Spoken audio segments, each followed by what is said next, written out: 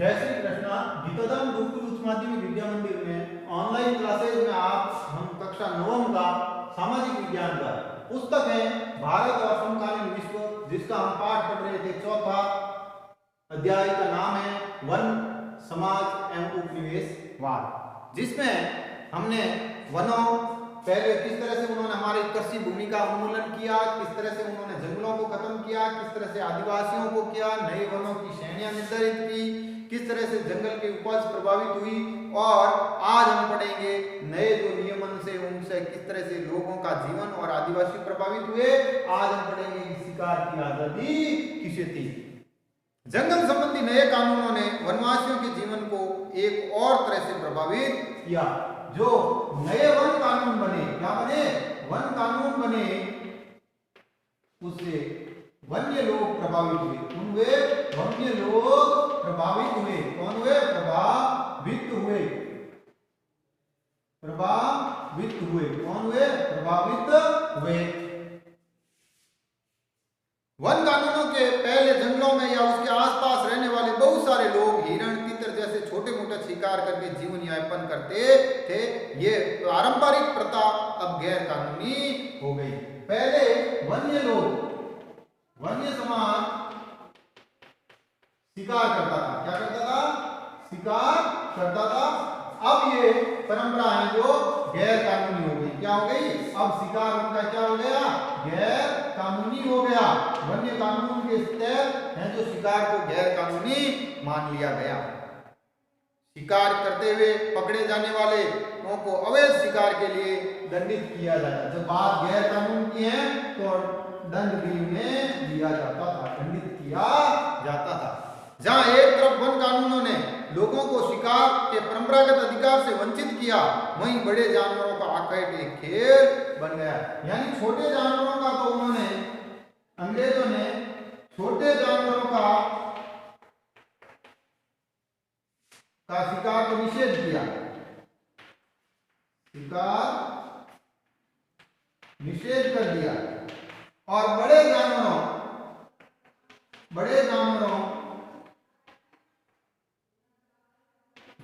का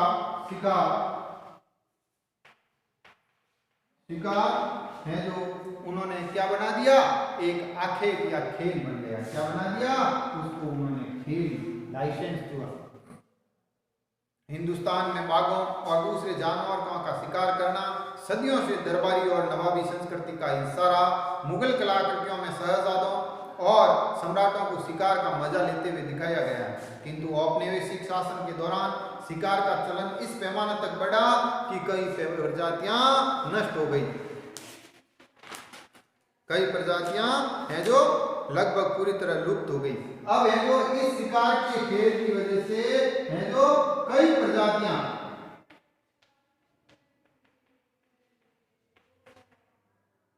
विलुप्त हो गई, विलुप्त हो गई। अंग्रेजों की नजर में बड़े जंगली जानवर बर्बर और आदि समाज के प्रतीक चिन्ह थे।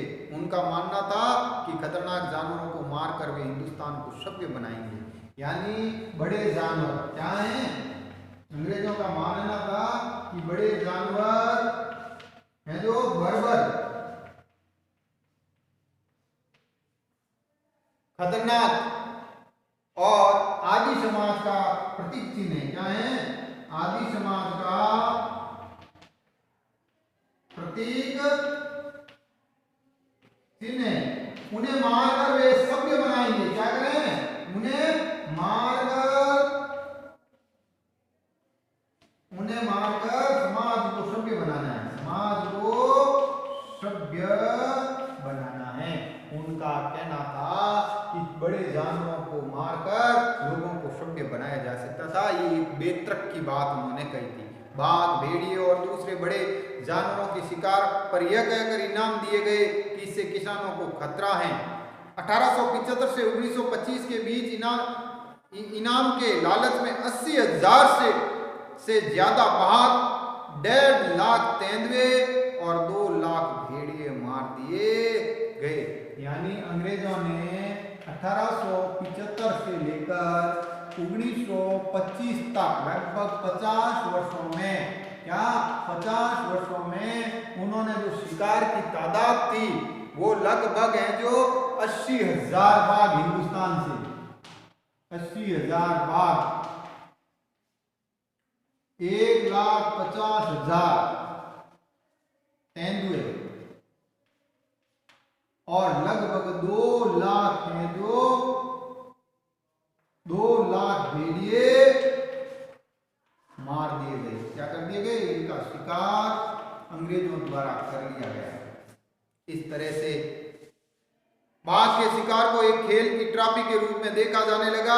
अकेले जॉर्ज ह्यूल नामक अंग्रेज अफसर ने 400 बाघों को मारा था।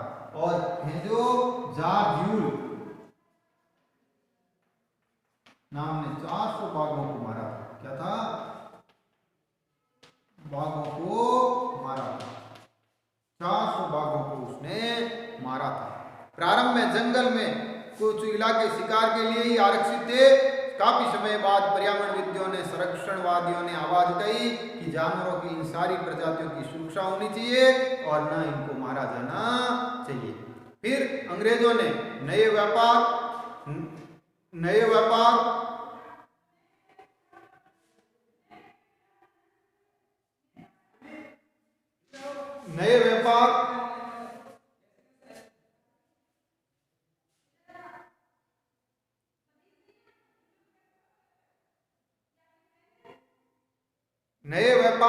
नए रोजगार और नई सेवाएं खोली।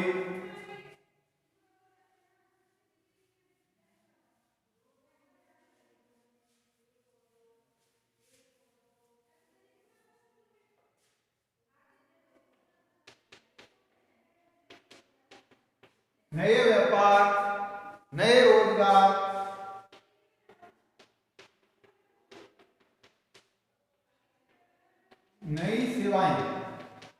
नई सेवाएं अंग्रेजों ने शुरू किए। क्या किए? अंग्रेजों ने ये नए नए तौर तरीके शुरू किए। जंगलों पर वन विभाग का नियंत्रण स्थापित हो जाने से लोगों को कई तरह के नुकसान हुए, लेकिन कुछ लोगों को व्यापार के नए अवसर भी मिले। यानी वनों पर जो नियंत्रण हुआ, क्या हुआ? नियंत्रण हुआ। उस नियंत्रण से नुकसान भी हुए। क्या हुए? नुकसान हुए। तो कुछ लोगों को नए रोजगार भी मिले। क्या मिले? नए रोजगार भी मिले थे। कई समुदाय अपने परंपरागत पेशे छोड़कर वन उत्पादों का व्यापार करने लगे थे। अब वो कुछ वन उत्पादों का, क्या है? वन उत्पादों का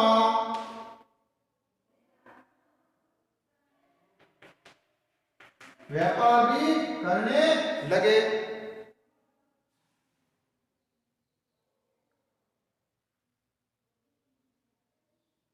महज हिंदुस्तान ही नहीं बल्कि दुनिया भर में कुछ ऐसे ही नजारा दिखता था। उदाहरण के लिए 19वीं सदी में के मध्य में ऊंची जगहों पर रह रहे मैनियोक उगाने वाले ब्राजील अमेज़न के कुछ मुनुरुदुक समुदाय के लोगों ने व्यापारियों को रबड़ की आपूर्ति के लिए जंगली रबड़ के वृक्षों में लेटेक्स एकत्रित करना प्रारंभ कर दिया और बाद में वे व्यापार चौकियों की ओर नीचे उतर आए और पूरी तरह व्यापारियों पर निर्भर हो गया। यानी उन्होंने नए कानूनों के तहत है जो नई जरूरतों को पूरा करने के लिए रबड़ व्यवसाय अपनाया। क्या? रबड़ का व्यवसाय प्रारंभ हुआ। क्या हुआ? प्रारंभ हुआ। रबड़ का व्यवसाय प्रारंभ हुआ। नई चीज रबड़ के व्यवसाय के रूप में प्रारंभ हुई। लेकिन अंग्रेजों के हिंदुस्तान में वन उत्पादों का व्यापार कोई अनोखी बात नहीं थी। मध्यकाल से ही आदि समुदाय हमारे यहाँ बंजारा या आदि घुमंतु समुदायों के माध्यम से हाथियों और दूसरे सामान जैसे खाल, सींग, रेशम के कोये, हाथी दांत, मांस, मसाले, रेशे, घास, गोंद और रॉल के व्यापार में सबूत मिलते हैं। लेकिन अंग्रेजों के आने के बाद व्यापार पूरी तरह सरकारी नियंत्रण में, यानी मध्यकाल में भी व्यापार होता था। मध्यकाल में भी व्यापार होता था। क्या है? होता था। लेकिन नए युग में क्या? नए युग में व्यापार सरकारी